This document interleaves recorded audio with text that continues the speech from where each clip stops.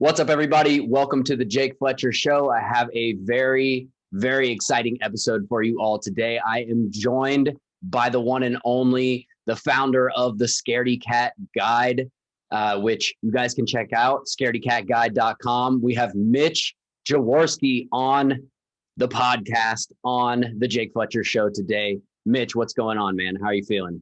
What's going on, Mr. Jake? So give you guys a little bit of context here about what we're going to be talking about, who Mitch is. Mitch is a full-time investor and owner of the scaredycatguide.com, like I mentioned, where he teaches others how to invest in real estate and cryptocurrency. After day trading stocks for many years, he flipped to cryptocurrency, all while still building his real estate portfolio. And he also has a book that's available on Amazon called The Scaredy Cat Guide, Investing in Rental Properties, which has an average review of 5 out of 5 stars. So go order your copy today and start building your rental property portfolio in a risk-averse manner, which avoids those scaredy cat feelings that so many investors encounter.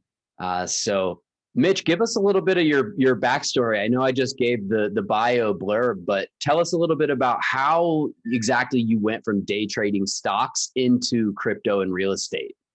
Yeah, for sure, for sure. And it's funny too, because I always get flack when I tell people I have a risk-averse investing style. And they're like, wait, you day traded. How could you be risk-averse? I'm like, hey, you can be risk-averse in anything. Just because I was day trading doesn't mean, I'm out there saying YOLO and just letting it fly.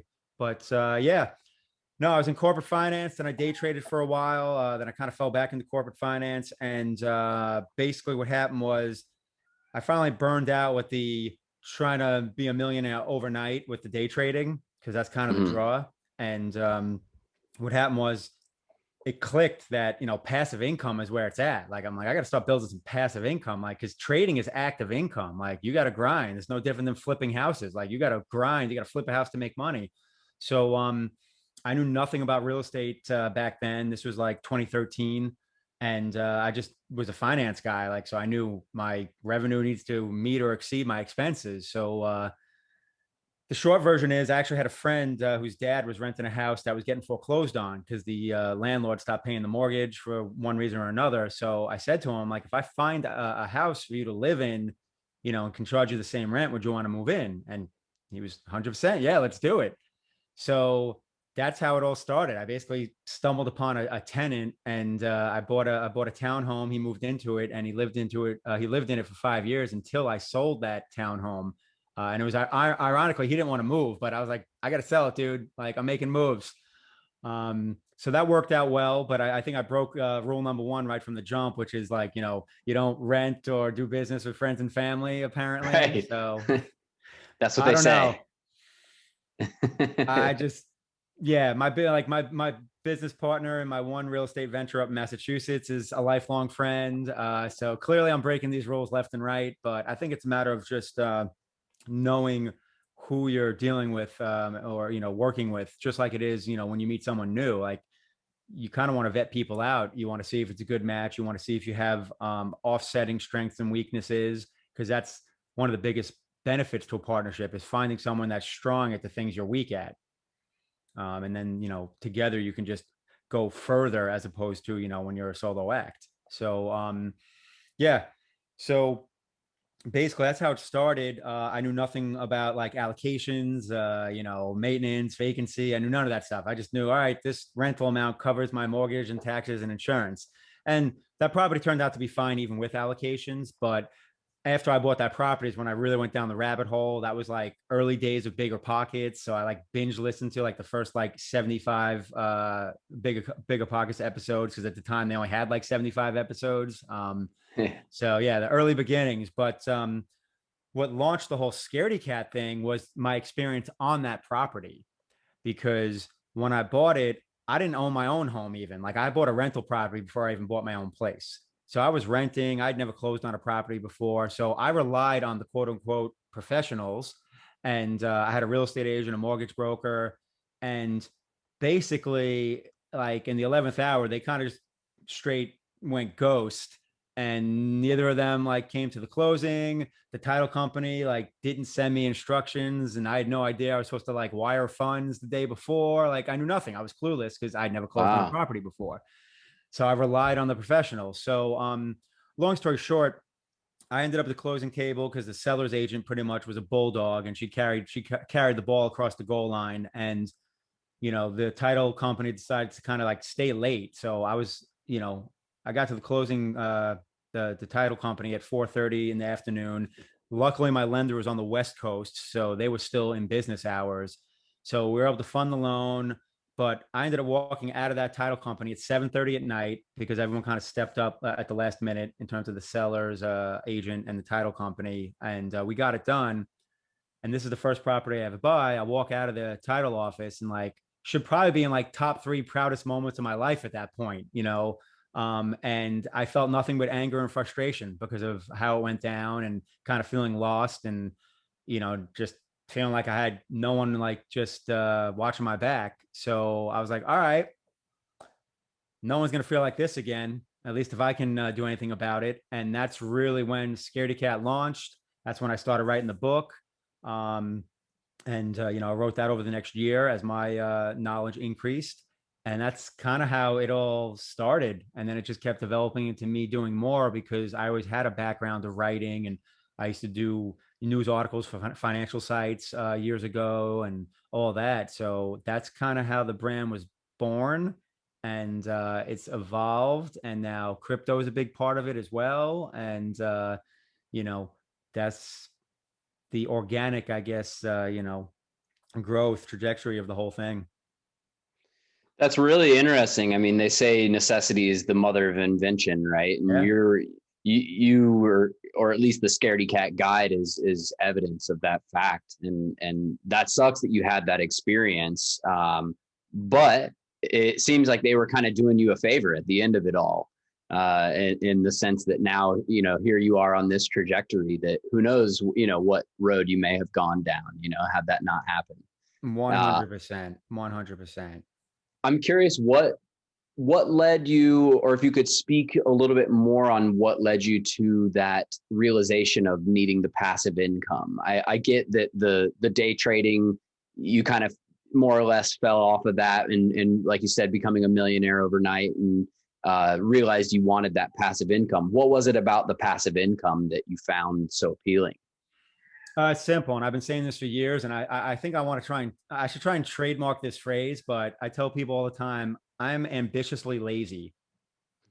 So I like it. yeah, so I mean, like I want to work really hard up front for a short period of time, and then sit back and basically organize and collect, which is another phrase my buddy always makes me say on his podcast.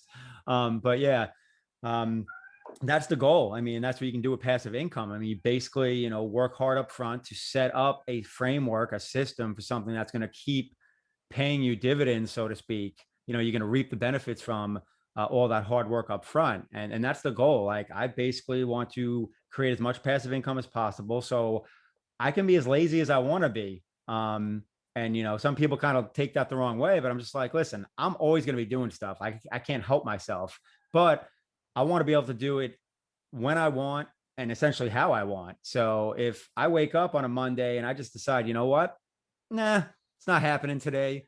I want to have the ability to do that. And I'm pretty much there, but I want to get to higher levels because there's more I want to do with life, and there's more ways I want to help people, and especially friends and family.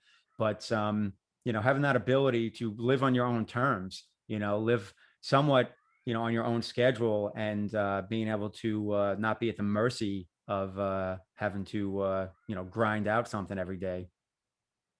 True financial freedom. Yeah. Absolutely. Yeah, I'm with you on that. And you're also a realtor, right? Or at least a licensed real estate agent. Well, officially, I'm not anymore because my Okay. license expired at the end of the year because me and the state of Florida had a disagreement on continuing education. Okay. Yeah, so uh, I lost that battle, which doesn't matter if you're in the right. It's still the state has all the power and you They lose. So do. yeah, I don't That they know. I do. have to decide if I'm going to work towards getting that active again, just because I do a lot of referral business. I'm Yeah. not active as like a retail agent. No, what's the word I'm looking for? I'm not throwing shade on retail agents, but I don't envy you. That job is overwhelming. It's a lot of work, a lot of answering the phone, and quite the wild schedule. So yeah, retail agent was never for me. I've always been an investor up front, but having it's nice. It makes it easier. Obviously you can get referral commissions. Obviously, put in your own offers. If you're flipping properties, you save a ton because you list them yourself. So there's plenty of benefits to having your license if you are an investor. But and I have a lot of my students ask me this, like, oh, should I get my license? And I was like, honestly, you don't have to. Like, there's pros and cons to everything. I was just like, it's not going to prevent you from being successful in investing in real estate. But if you're flipping, then yeah, it could be helpful, especially like if you're doing buy and hold rentals, is the advantage there a ton, not as much. So yeah, so I had that for a while. And like everyone else, when I first got it, I'm like, oh man, I can make some easy money on some transactions here. And I went down the retail side for a minute, just helping really like friends and some investors I knew. And even that just turned into too much of a job. And I was like, I didn't get this license to get a job. Like, I'm an investor. I got this like for me. So there's nothing wrong with having your license. Is millions of people that have it. You just got to understand what you're doing with it. Have clarity on what your goal is. If you're getting a license because you want to be a badass realtor and crush it, then that's great. Just make sure you have clarity on that and attack that goal. If you're just getting it because you want it as a convenience and as an investor, stay focused on that. Don't try and start doing retail stuff too, because what happens is you're just going to add to your schedule. You're going to drive yourself nuts, and then you're going to be serving other people over your investor needs, and then you kind of run into that where you're getting kind of jammed up and frustrated. So just have clarity on it. Yeah, that sounds like really good advice. And it definitely is a labor of love. I mean, I like what you said about the ambitiously lazy, because it reminded me of I'm not even going to try to say the phrase or whatever I heard one time because I'll butcher it, but it was essentially like creative procrastination or something along the lines where it's like, you're a lot of times the people who are laziest, quote unquote, will also be the ones who pioneer the most ingenious ways to like get things done better and quicker than anybody else because they're up against the clock essentially, and they have to figure it out. That makes a lot of sense, actually. Yeah, I mean, I'm a big fan. If that works for you, then that's not you, but obviously you. But in general, if that works for somebody, great. Me personally, I love what I do, but I can't. Like I'm physically incapable of relaxing sometimes. Like I go on vacation and like day 5, I'm like, all right, I need to get back. I need to sell some houses. That's funny. So yeah, I'm like, it probably caters to your personality. I mean, if I had to make guesses on what like your 16 personalities were or your like disc profile, like I have a pretty good idea because that caters to it. And I actually know surprisingly that that's not my personality. People think it is because like I'm juggling like 3 businesses and whatnot. And I was like, no, like everyone gives me way too much credit. I'm actually lazy as hell. Like, but yeah, there's something to be said to that because like think about the book Think and Grow Rich. Have you read that one? I mean, it's I pretty. haven't read it yet. No, it's on my Really? list. Wow. Okay. Yeah, it's pretty big. It's actually on my like. bookshelf, but Nice. I'm not at it yet. Right now, I just finished this one, The Secrets of the Millionaire Mind. Yeah. And we talk right about now that a lot in the coaching community I'm in. That's amazing. on the list. Yeah. Amazing book. Think and Grow Rich is kind of in a similar light as that book, except for, it was written, whatever it was, like 100 years ago or something. And right. One of the lines I remember from it, and this goes into maybe the procrastination thing, is that, and it also goes into that whole like burn the bridges thing. People are pretty much at their most resourceful and optimal, like, peak when their back's to the wall, when it's like, it's like, I got to get this done. So that's why like people that might be lazy and procrastinate, like why they might come up with ingenious things, because it's last minute and they got to figure it out. And it's like, all right, how do I create whatever? And that's the people that kind of create like, the hacks, the life hacks, and, all that stuff. So this, I always say there's pros and cons to everything. There's I know people that literally have like the next 2 months of their life and work planned out, right? Yeah. And to me, I get chills just thinking about that. Like I do. People laugh at me and they talk about the lack of my scheduling and planning, but we all function differently, and there's pros and cons to each. So you got to find what works for you, and there's no complete right or wrong. Like what I've learned, nothing's black or white. The not scheduling at all and waiting last minute for everything is just a hot mess, right? And then at the same time, having like everything scheduled to a T for 2 months out is also difficult, because you know what? Life happens. Stuff's Yeah. going to pop up day to day. Opportunity is going to pop up. You're going to have delays with closings. In fact, I don't know about you. I can't remember the last time a closing hasn't been delayed in the past like year and a half. My experience. I've had some, but yeah, most of them are taking, minimum 45 days. I have one that's been in escrow since February right now. Woo! And for anyone listening, we're recording this on July 2nd. So yeah, but I'm representing the seller, and it was all the buyer's, fault essentially. But thankfully the seller has been very gracious. But yeah, it's, there's some of them have been straggling onwards, Yeah. Yeah. but Maybe that's yeah, no, also because that's I'm trying to close in 30 days, and that's probably not realistic anymore. right now it's not, unless you're doing No. cash. Yeah. I Yeah. mean, I Yeah. know some lenders, I have done some deals in like around 30 days, but for the most part, any buyers that I'm representing, I'm writing on or before 45 days after the effective date for Yeah. closing. And sometimes we need an extension, but usually we're getting it done in 40-ish days. Nice. But Nice. Yeah. And but yeah, it depends on what you're doing too. Like, if you're talking like typical like retail, single family homes, or, investment properties or off market. I mean, I've done a few off market deals over the last 6 to 8 months, properties that we acquired as part of the rental portfolio. And I was very surprised at the delays even on those, because it was more so like private lenders, and just whatever delays for one reason or another, like just title issues, you name it, and just people not getting it done. I think because everyone's so overwhelmed. The volume's insane right now, and everything from lenders to title companies are just overwhelmed with volume. yeah.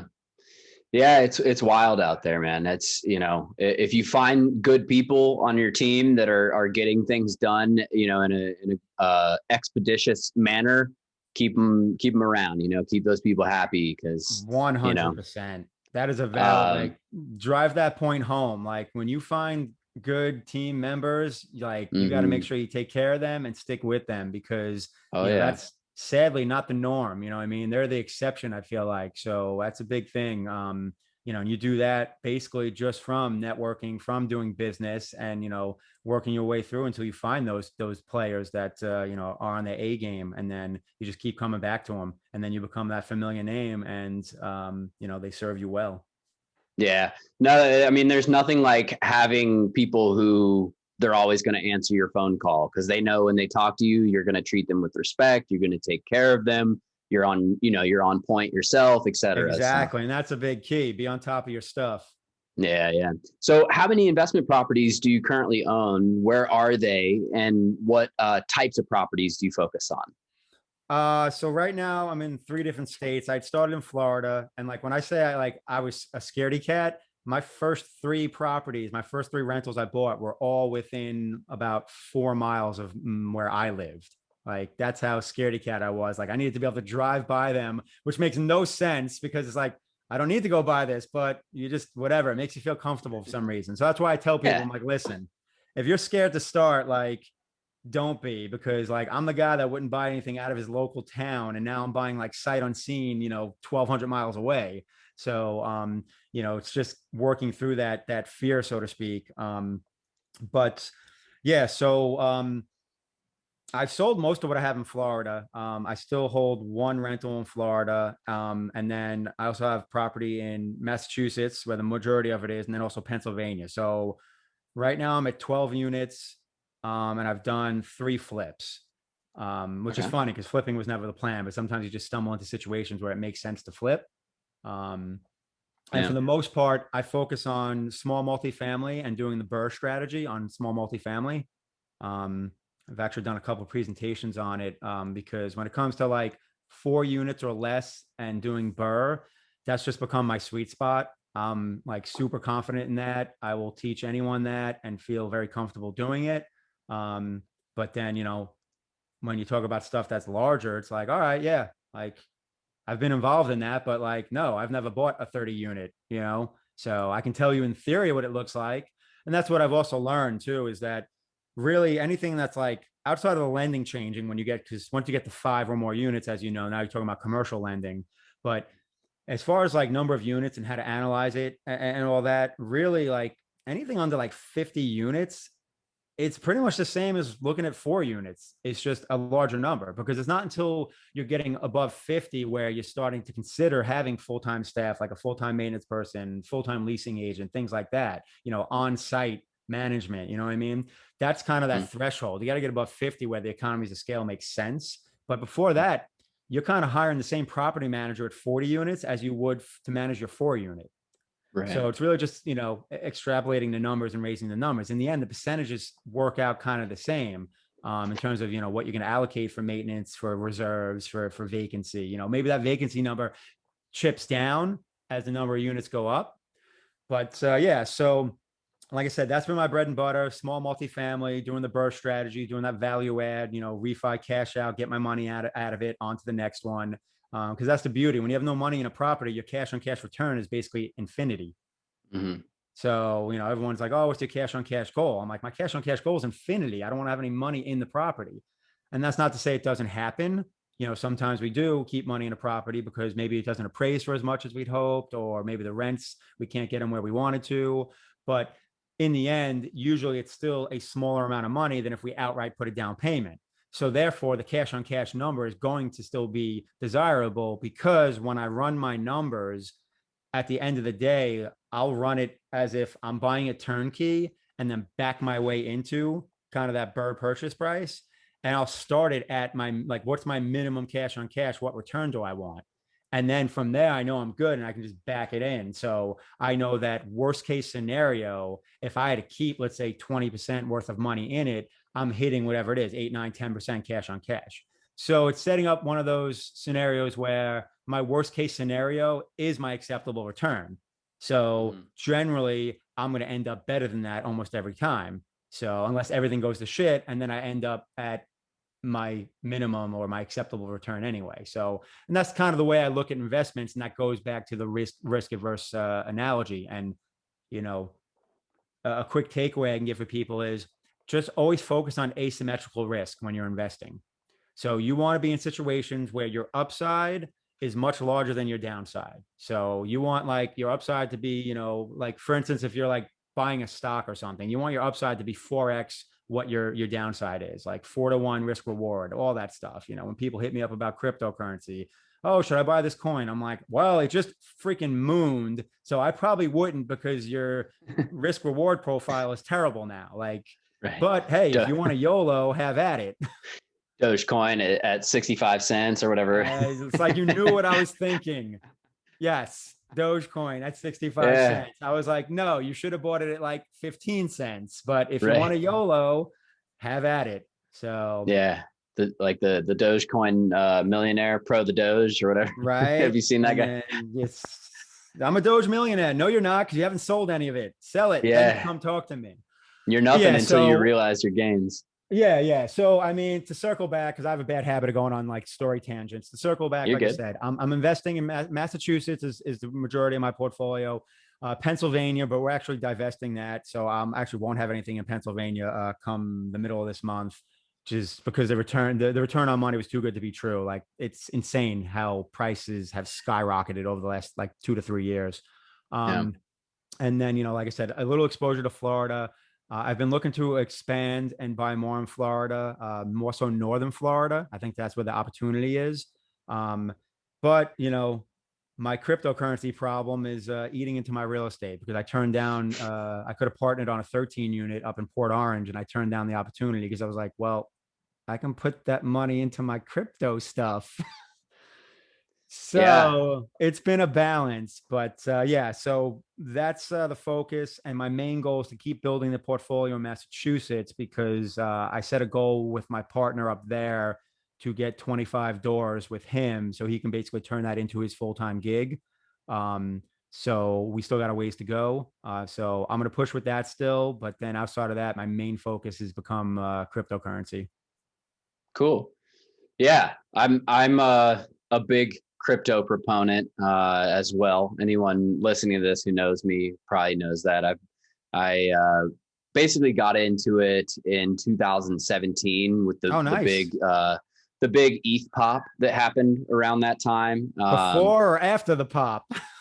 Well, it was the pop that made me think like, huh, like what's going on here? Like, let me learn about this. And then I basically spent the next year driving my girlfriend insane. Like every waking minute of my life, I was like studying charts and reading up about cryptocurrency. And, I mean, it basically arose out of a interest in the technology itself and a realization and understanding of how it was going to change the world.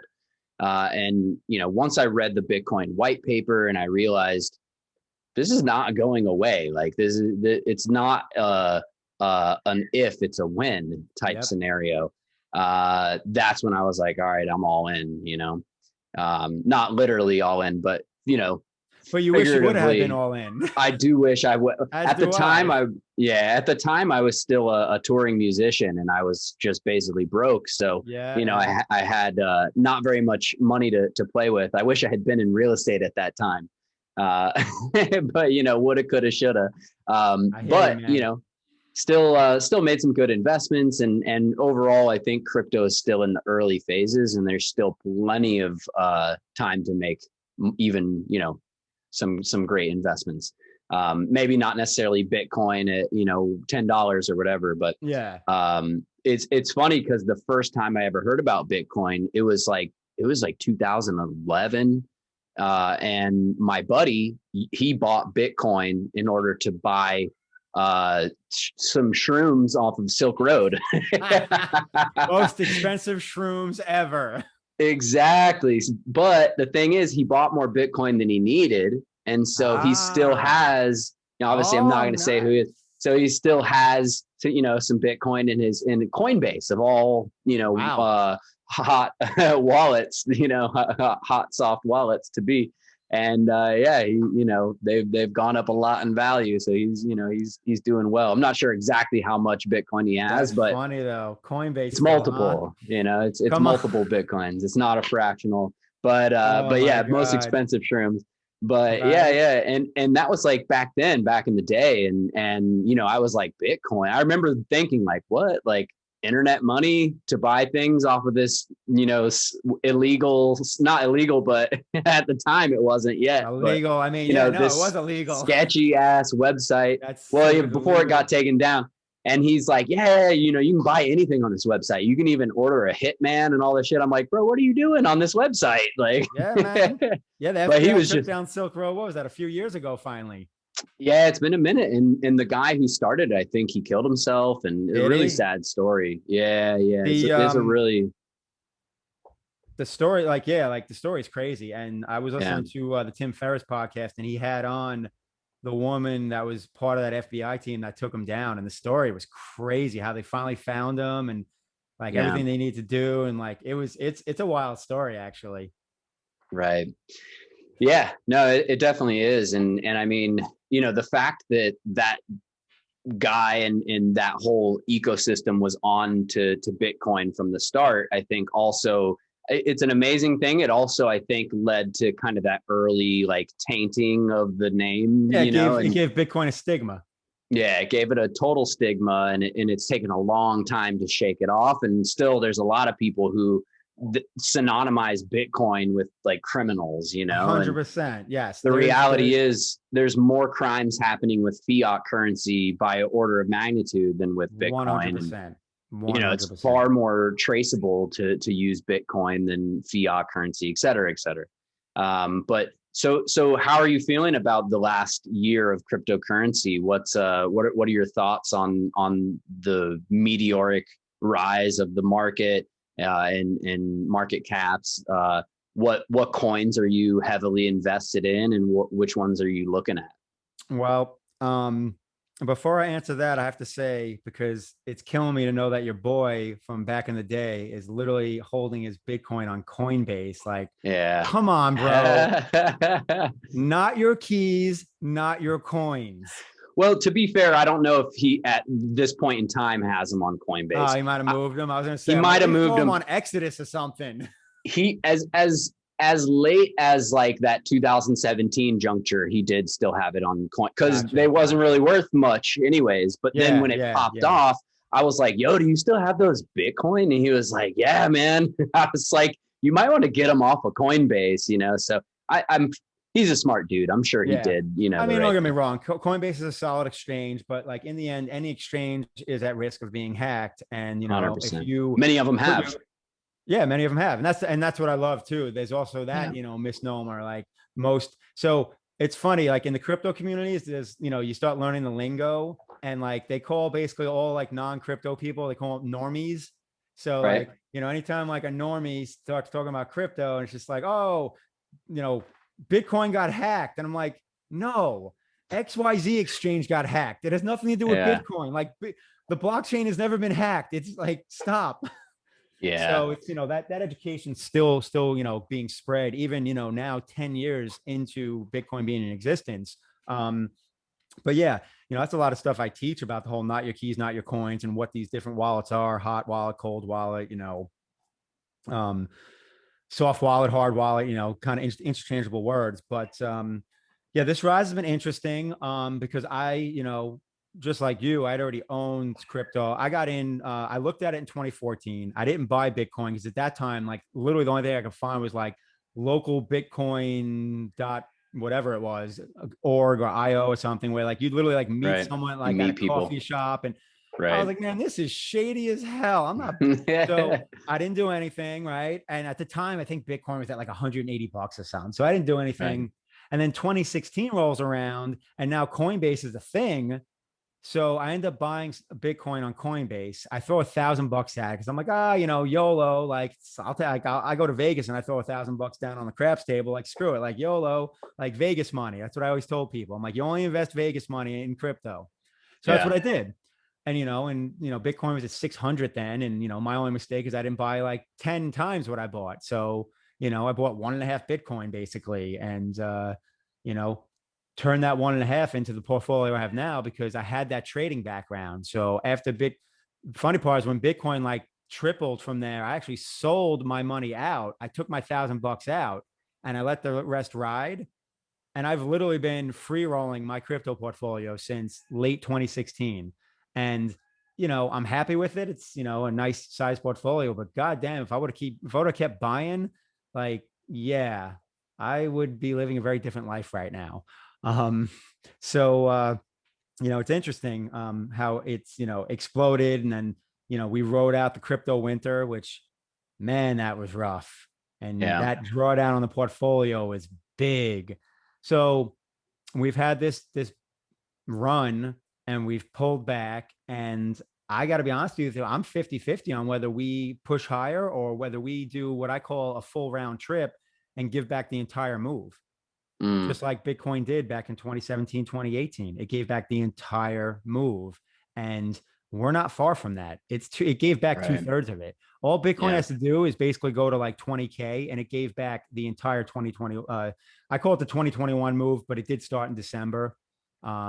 So I'm not gonna lie, like I've hedged my portfolio. Like I have actually, in theory, I have shorts on Bitcoin and some other coins. If theoretically I could short on futures exchanges, but so I've hedged my portfolio to an extent. But also, what I've done a lot with it is I've gone away from speculating on coins, and I've staked the crap at almost all my coins. So I'm earning yield on all my coins. So I'm getting to the point where I don't really care whether they go up or down, as long as I'm still earning that yield. So now that I've turned my crypto into a passive income generating asset, it's been a game changer. And that's been the new step in crypto. You know, back in 2017, as you probably remember, there was the whole ICO craze and like coin offerings left and right, and half of them were junk, you know, kind of like the internet boom in like 1996, like globe.com and pets.com, like just anyone with a website got like money thrown at them. It's the same thing with ICOs, right? So now with the decentralized finance, the DeFi craze, right? We're starting to see that again. Everyone's launching all these DeFi projects and money are just getting thrown at them, and half of them are crap. There's been plenty of what they call rug pulls where, you know, the developers are pretty much taking the money and running. So you got to be careful what you invest in. But yeah, this whole DeFi thing where you can basically stake cryptocurrency and earn yield is a game changer. And I think it's going to reshape the way we do finances. I mean, banks are already starting to get on board with it because they see the writing on the wall. And like now we're able to become the players. I mean, I'm basically on a site where for the most part, it's the equivalent of me being a market maker. So like you have market makers like on the New York Stock Exchange, like I'm basically playing that role and it's automated. Me and thousands of other people. And that's what the beauty of decentralized finance is. And that's what crypto is. And that's what really is the big game changer. And people don't realize it's about blockchain technology and it's about decentralization. It's less about the crypto coins. You know, those are just, you know, like being in the late icing 90s. on the cake. Yeah, like which website are you gonna invest in, and maybe their stock goes up, you know. So maybe you buy some Amazon and maybe you buy some pets.com, and in the long run you end up all right because Amazon crushed it. Yeah. Hey, hold on 1 second. Yeah. Dog wants out. Does like I can't handle all this crypto talk. Yeah, for real. She's like, gosh, we've been through this so many times, Dad. She was like, you're bashing Doge. Don't bash my Doge. I'm a fan of Doge, actually. I think, I mean, I don't necessarily have like a price point to, like target for Doge that I like, but and I'm not really, I don't have a significant position in it either. I bought a little bit like for fun. Like I think I bought like $100 or something just to see what would happen. But I support the movement in the sense that I really do think that, you know, the Bitcoin network being as slow as it is, we're going to need those second layer solutions. And, you know, not that Doge is obviously not a second layer to Bitcoin, but in terms of transferring value, you know, it's of course quicker and so on and so forth. And people are going to need some type of like fractionalized currency that they can use to buy the coffee or whatever it is that they, you know, and who doesn't love Doge, you know, who doesn't love that little Shiba, you know? Yeah. I mean, it's funny too, man. Like we live in this meme society now. It's like, all you got to do is make something fun. It doesn't matter if it's, it doesn't even really matter what's behind it, but yeah, I mean, as far as like from a blockchain and functionality standpoint, like Doge can be a very useful coin because it transacts fast. You know, the circulation is ginormous in terms of coin supply, but it doesn't technically have a use case. It could. So, you know, it's like betting on the potential of it, of maybe someone decides like to use it, you know, maybe Elon, you know, decides that, hey, you know, we're going to use this to transact for all Tesla stuff, or I don't know. So that was always my knock on it. I'm like, that's great, but there's no use case. Like I try and stick with coins that have a specific use case, but again, it's a speculative investment, you know, even ones with use cases. So really it doesn't matter because like right now, Doge is at 24 cents. Well, if it goes to $1, like everyone thought it would, there you go. You're getting your 4-to-1 risk reward. That to me is a worthwhile bet because it's in your favor in terms of asymmetrical risk. But at 70 cents, after it just mooned, you know, and that's why I always tell people, like, you know, with my trading stuff, it's like you buy the dips and you sell the rips. I'm like, you don't buy some after it just tripled in price over the course of 4 days. Like, yeah, it could keep going higher, but I guarantee you that at some point it's going to have a really nasty pullback that you really don't want to be part of. So yeah, there's no, like the way I think of it is like, there's no charts that you can see for anything, any security, commodity, stock, whatever, crypto that just goes up. Yeah, and you know what I call that chart has never existed. And ironically, I happen to have a chart of Doge up on my other screen right now, just because I was checking my positions right before I jumped on. And don't hate me, but I'm actually short Doge right now. Oh no, But we're gonna have to censor that. No, I'm just kidding. but I call listen. So like I said, I day traded, full time for like 5-6 years. Before that, I was trading options like on the side or whatever. So I basically have been charting for like 20 years now. Oh Um, wow. yes, I'm older than I look.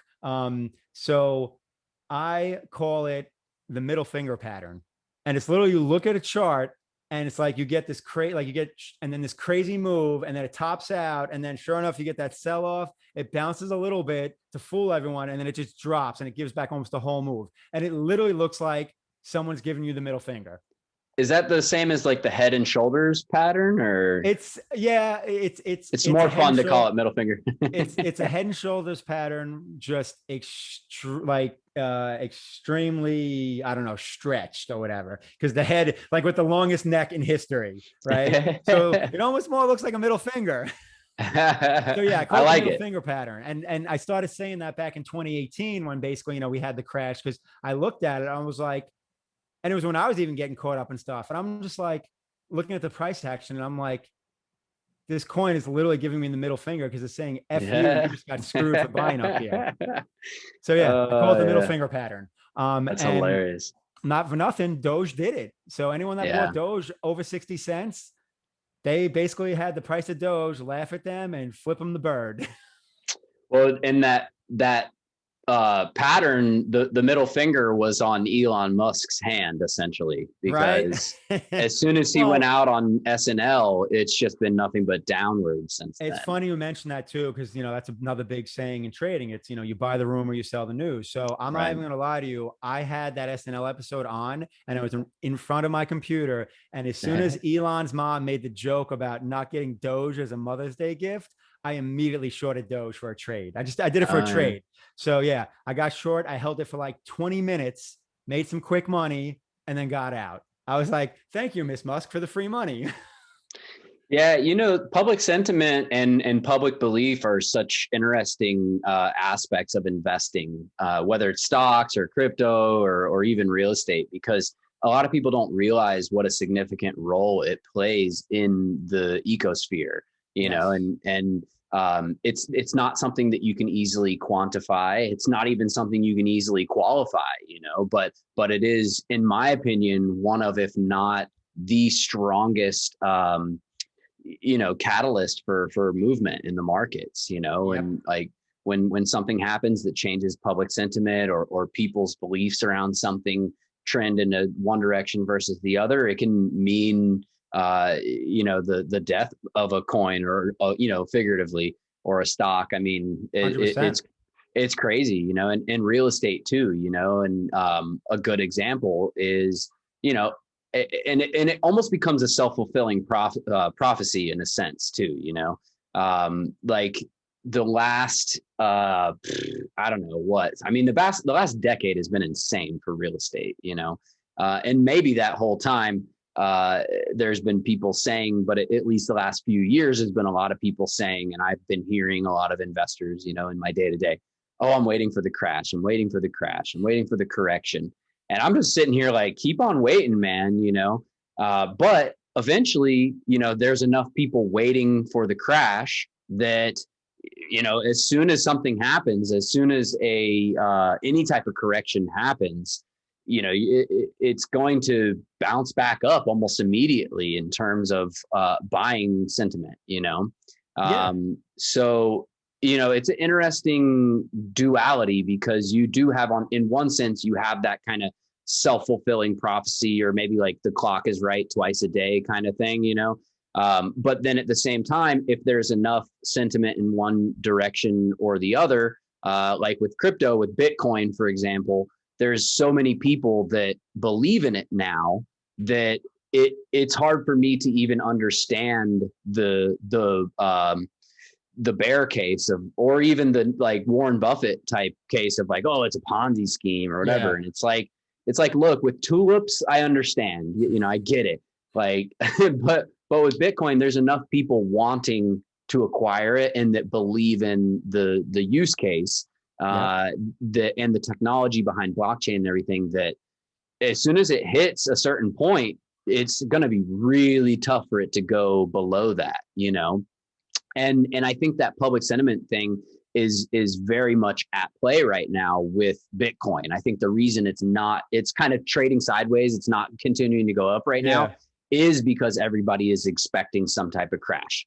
Nobody wants to buy Bitcoin at 39,000 right now and push it over 40, because they're expecting it to go lower. And I do personally, I'm not a professional trader or anything, but I do personally expect us to test the mid 20s. I'm hoping we do, to be honest with you, because I call that a buying opportunity. So I mean, like 100%. not financial advice, but if we crack, don't sue us. Yeah, if we crack 29K on Bitcoin, the probabilities are, because charting is all probabilities. The probabilities are that we see 23K, right? And then if we see 18, we've given back the whole move and the bull market, is essentially negated, right? So that would be negative. But I will say this. If we hit 18K and we're no longer in a bull market, you think, well, why would you be bullish and buy there? Because 18K is like my sick back up the truck price. And if it goes lower, I don't care because I'm holding it. And that's what I always tell people when they ask me, like, oh, should I buy some Bitcoin? I'm like, well, do you plan on holding it for 3 to 5 years? And if they say no, I'm like, you probably shouldn't then. So it's a long-term investment. And like you said, that public perception is a big piece. And my whole thing is, think about this. My parents' generation, even my generation, like I'm 43, like even my generation, still like we were buying precious metals. Like I own silver, I own some gold, and there's no 21-year-old that in 5 years now is working their, professional job, has some money to invest, that's going to say, oh, you know what? I don't want just stocks. Let me buy some gold. Like, no, they're going to buy Bitcoin because Bitcoin is the new digital gold. Right. It's a store of value. And that's why, like, I don't even know why why Bitcoin blockchain is trying to like become faster and all that stuff. I'm like, no, just be what you're supposed to be. You're the new store of value. Let the other blockchains, let the Ethereums, the even Dogecoin, Cardano, Hive, like all these other, proof of stake blockchains that are fast. Let all those, be the transactional ones. Like, so I actually don't want them to do all these things they're doing with Bitcoin, Lightning Network, and all this stuff. Like, no, just be a store of value, because all the generations that are basically under the age of 20, as they become adults, they're going to buy Bitcoin as an alternative investment. They're not going to be buying gold. And that's right there. That alone was enough for me to be like, I'm in on crypto. All the other stuff in terms of it, growing as an industry and being used, transactionally and being used as part of business, like, to me, all that is just like bonus in terms of, all right, this can become something huge. But just from the investment standpoint, it ain't going anywhere, because we live in a digital world and we have people now being born that know nothing but digital. Like I grew up at the tail end of the analog, society. So like, I know what that looks like. And then I was at the, grew up through the explosion of digital. Right. So now you got people that analog's not even a thing to them. Like, what, non-digital, like that existed? What foreign land are you talking about? So they don't want some clunky piece of silver. Like, no, like just give me some Litecoin or give me some Bitcoin. So that's my big thing with that, man. In terms of looking at, it from a just straight investment standpoint. So I'm kind of in the same, line of thought with you. So are you buying more Bitcoin and Ethereum, or are you buying more crypto in general right now? Yes and no. Like I'm not buying, actually, truth be told, I actually sold all my Ethereum about right where it is now, because it looked like it was breaking down. So I'm still sitting to see which direction it goes. I have 2 price levels to see if either I'll buy it back if it does push higher, or if I can, get it at a discount. But no, I'm just holding my Bitcoin. I'm pretty much in hold patterns with all the big cap coins. The only thing I'm adding is the projects I'm involved in. Or projects that are launching that I find, very interesting. So I've been stacking those coins for the most part. What are some of those? So I blog on a site called Leo Finance. It's a financial, it's basically like a financial blogging site on a blockchain, and you earn crypto, you earn the Leo token. So I'm stacking the Leo token. Also Cub DeFi, which is one of those DeFi yield sites I mentioned. I'm on that. I'm stacking Cub, and I'm stacking B Leo, which is a wrapped version, which is a whole crypto segment about wrapped coins. Yeah. All that Coins is a is whole, yeah. yeah. The definition of that is a wrapped coin is basically when you take a coin that's on one blockchain and then you put it on another blockchain. It's basically, they call it wrapping it. And all it really is it's a proxy. So it trades one to one, but it's not the native coin. So, It's a but it's so representation. exactly. So you And have a and the lot of, point is to be faster, right? Or some type of other utility. it's either to be faster or it's to open it up to more users. So like if Right. you have, that's why, you know, people that have coin on, let's say like the Binance Smart Chain, it's like, well, to get exposure to all the Ethereum users, then you wrap that coin. So, or vice versa. So like there's, there'll be like WETH on the Binance Smart Chain. So you have Ethereum on the Binance Smart Chain and vice versa. Right. Mm-hmm. So that's really what it is. But it's funny because as this industry develops, now you're starting to get blockchains that are basically building cross compatibility where you don't have to do wrapped coins. You can use the native coin on the different blockchains. And that's one which I was messing with this afternoon. There's a token called Rune and Thorchain and all that, and they're trying to work on the cross, like they're doing that cross compatibility. So is Polkadot, Chainlink a little bit. So earlier you asked like what coins am I looking at? I'm holding Dot because they're doing that interoperability push. I'm holding Rune, same thing, interoperability. So anyone that's doing that interoperability is really the coins that like I'm just placing bets on, where I'm just buying and holding. But anything else I hold, I got it staked and I got it earning me crypto outside of some Bitcoin that I just have stored away on a wallet that I call my forever Bitcoin that Right. I'm gonna hold for life. I want to be one of those people that says they have one full Bitcoin for life. So because that's going to Pass it be, on to your kids and yeah, it's going to be stuff. less than, there's 21 million Bitcoins, but there's really not because you have all those It's like people that, 18. yeah, there's all those people that lost Bitcoin on an old computer and blah, blah, blah, blah. So, and then the amount of people that hold one Bitcoin, because so many people are going to have fractions of Bitcoin and then so many people are going to have more than one Bitcoin. So, I mean, the reality is it's probably going to be like less than 10 million people in the world that hold one full Bitcoin by the time like it's all mined. So to be one of those people is just kind of cool. It's like a Yeah. novelty, it's like saying you have a rare Michael Jordan, rookie basketball card.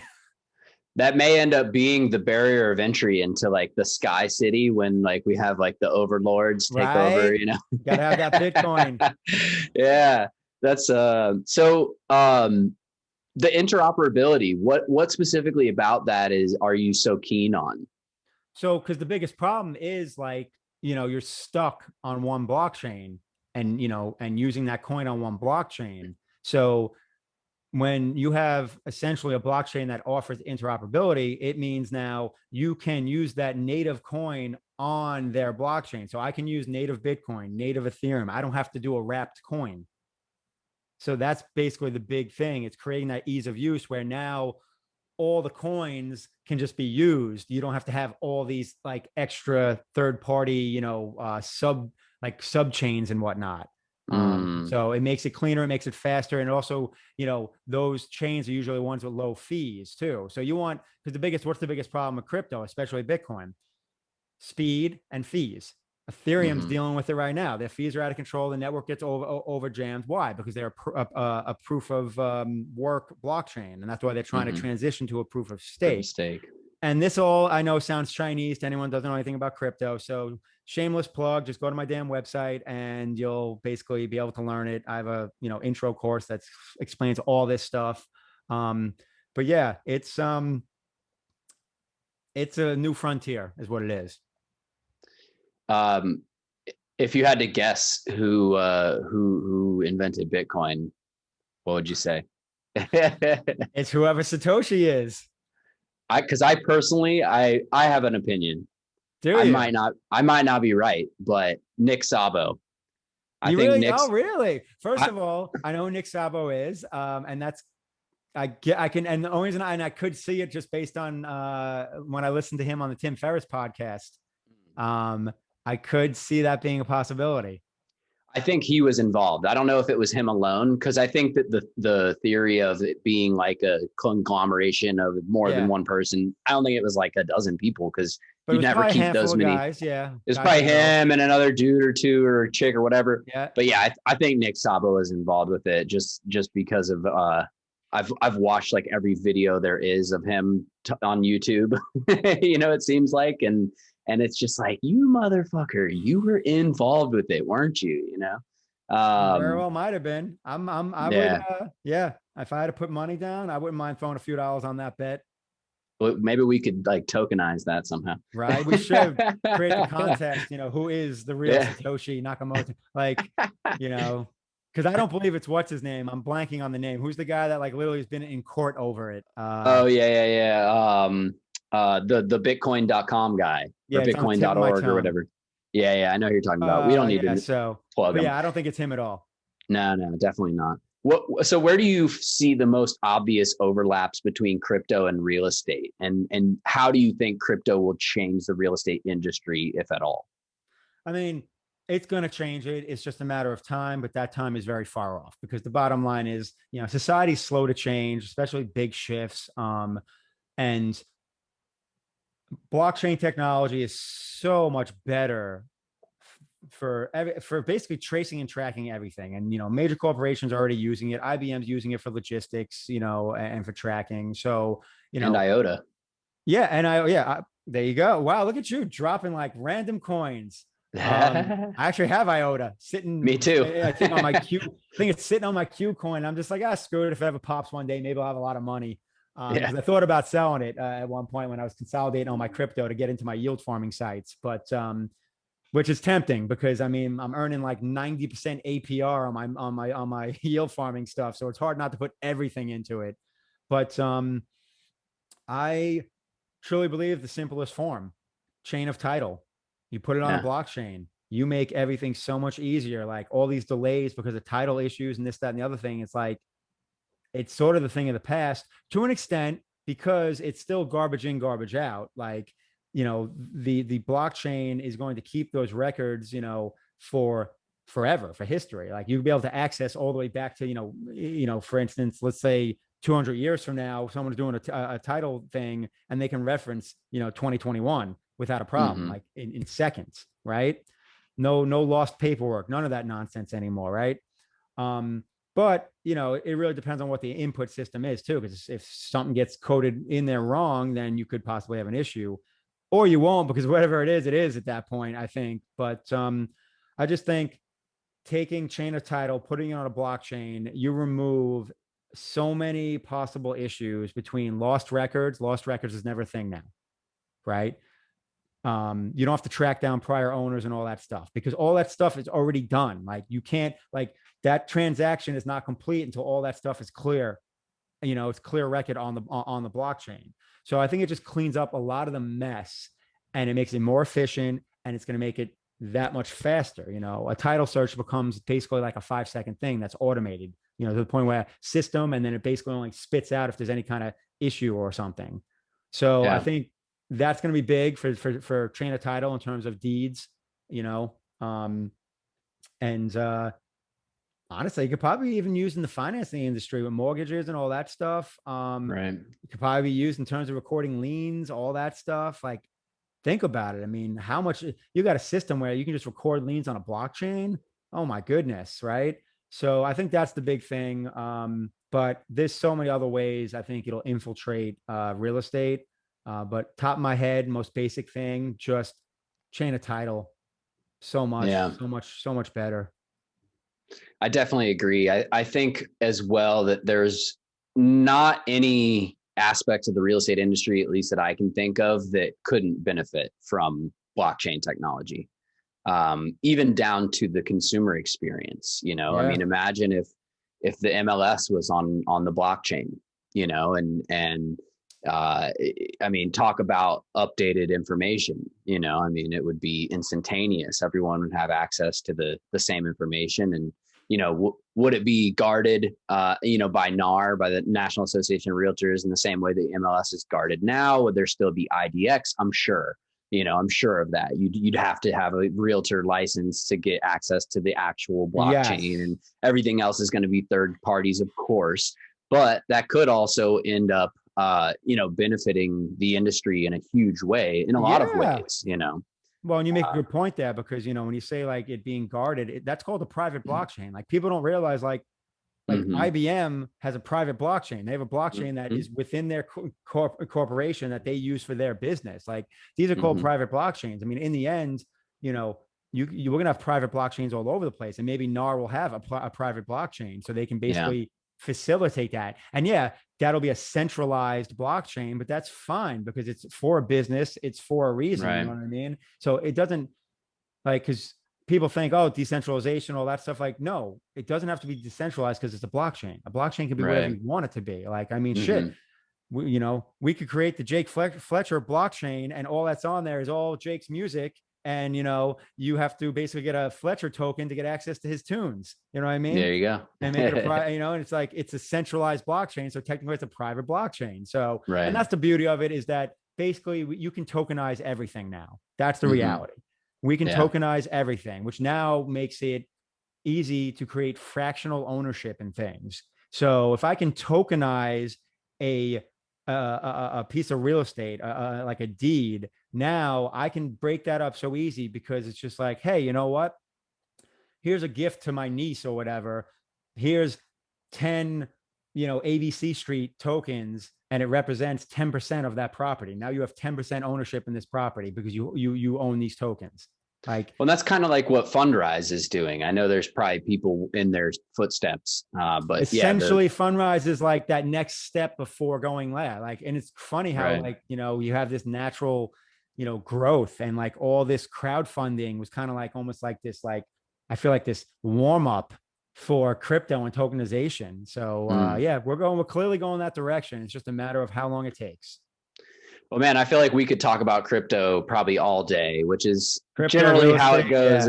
When you get two crypto people together, much less two real estate people, when you combine them, I'm sure we could probably talk about this for as long as we could stay awake. But I know you got to run, yes, sir. So I'll end it on a fun one.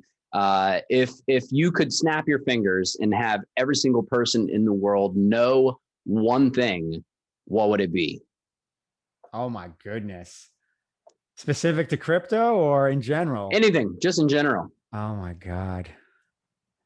I don't know if I can just pick one. So I'm going to go back to crypto. Not your keys, not your coins. Just know that, people. If it's not on a separate wallet and you don't have the private key, someone else is in control of your coins, like an exchange. And then when it comes to real estate, forget where the market is. Just buy cash flowing rental properties, and the rest will take care of itself. I love it. That's awesome. Mitch Jaworski, everybody. Thanks so much for your time, Mitch. Really appreciate it. Is there anything you want to plug real quick before we go? Yeah, I mean, honestly, I just love helping people. So if you go to my website, scaredycatguide.com, I mean, there's a real estate blog on there, there's a crypto blog on there, and it's a lot of my knowledge. So, you're welcome to enjoy that. If you want to learn some more, I have educational courses. I have an intro to crypto course. I have an intro to trading crypto course that does talk about some of the charting. I also do some real estate investing coaching. You mentioned I have the book on Amazon, the investment property book. I also have a short Kindle book on, knowing what the heck Bitcoin is. It's literally what it's called, because everyone kept asking me that question, what the heck is Bitcoin? So I just titled the book. It's 20 pages and it gives you, what you need to know real quick. And for anyone that's investing in real estate, make sure you run your numbers. If you need a free property calculator, the link is right there. You can use my calculator. It's free to use. And that's the calculator I use to run all the numbers on my deals. So feel free to use it. And hopefully you can get good at running the numbers and buying right. Ambitiously lazy. Heck yeah. And work on being ambitiously lazy. I love it. I love it, man. Thanks again so much for your time. And hopefully we can link up sometime in person. Are you based in Florida or are you up north? No, I'm in Florida, dude. And I go to most of the real estate meetups. So like, if you haven't been coming to them, then come on, man. What are you doing? Let me know when the next one you're going to, and I'll send you the links. I do the multifamily and more in Delray. I do 2 in Delray, 1 in Palm Beach Gardens. I'll send you the links offline. Okay. Sounds good. Cool. Well, thanks everybody for tuning in to this episode of the Jake Fletcher Show. Make sure to hit the like, subscribe buttons, ring the bell, do all that good stuff, and we'll catch you on the next one. Peace.